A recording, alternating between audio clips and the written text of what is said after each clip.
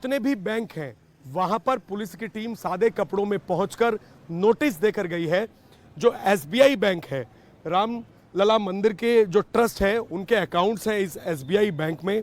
SBI bank के दो employee Ratnesh और गगनदीप जो कि बैंक के पेरोल पर है, कैशियर के तौर पर ये राम मंदिर के अंदर काम कर रहे थे।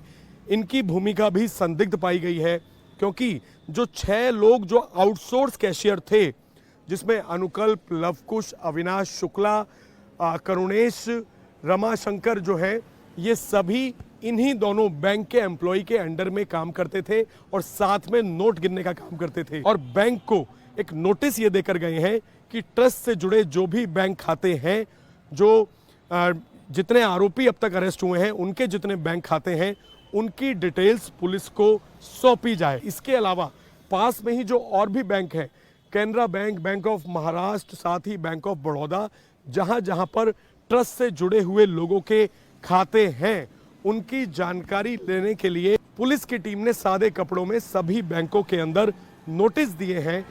पुलिस आरोपियों के फोन के डेटा भी खंगाल रही है। पकड़े गए आरोपियों ने अपने फोन से व्हाट्सएप चैट्स क्यों डिलीट कर दिए? उन चैट्स में ऐसा क्या था जिसे छिपाने की कोशिश हो रही है? इन सवालों के जवाब के लिए सभी 8 आरोपियों के मोबाइल फोन के फॉरेंसिक जांच की तैयारी है। वहीं 8 चढ़ावा चोरों की जुडिशियल रिमांड 14 दिनों के लिए बढ़ा दी गई है। अब सभी 8 आरोपी 13 जुलाई तक जेल में रहेंगे। सोमवार को इन आरोपियों की वीडियो कॉन्फ्रेंसिंग के जरिए एंटी करप्शन कोर्ट में पेश किया गया। पेशी के वक्त अयोध्या पुलिस ने आरोपियों की रिमांड की मांग नहीं की है। हालांकि इन आरोपियों के खिलाफ पुलिस की जांच जारी है। घरों की तलाशी चल रही है। पुलिस ने आरोपियों के घर से कई अहम डॉक्यूमेंट्स जब्त किए हैं। इनमें जमीनों के रजिस्ट्री के कागजात, प्रॉपर्टी के डॉक्यूमेंट्स और अलग अलग बैंकों की पासबुक्स शामिल हैं।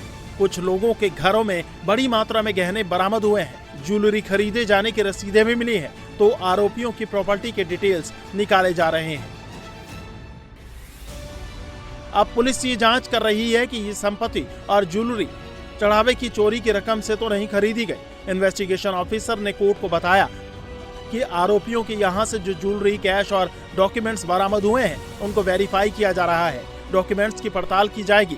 आरोपियों के फोन की फॉरेंसिक जांच होगी। प्रॉपर्टी के डॉक्यूमेंट्स का मनी ट्रेल जोड़ा जाएगा। इसके बाद पुलिस सवालों की लिस्ट तैयार करके आरोपियों को पूछताछ के लिए रिमांड पर लेगी।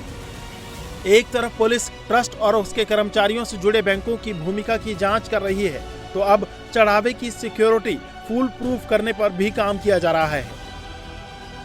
अब राम मंदिर में QR कोड से चढ़ावा दिया जाएगा। कैश चढ़ावे के लिए एक ही दान पात्र होगा। 20 दान पात्र खत्म करके एक दान पात्र रखा जाएगा। 6 जुलाई की बैठक में ये फैसला हो सकता है। सोना चांदी का चढ़ावा सरकारी टकसाल को सीधा जाएगा। SIT जांच के बाद ट्रस्ट द्वारा कराई गई FIR में सिर्फ 8 नाम ही नहीं है, कुछ अज्ञात लोगों को भी आरोपी बनाया गया है। यानी जांच के दौरान अगर किसी और की भूमिका सामने आती है तो उसके खिलाफ भी एक्शन का ऑप्शन खुला है।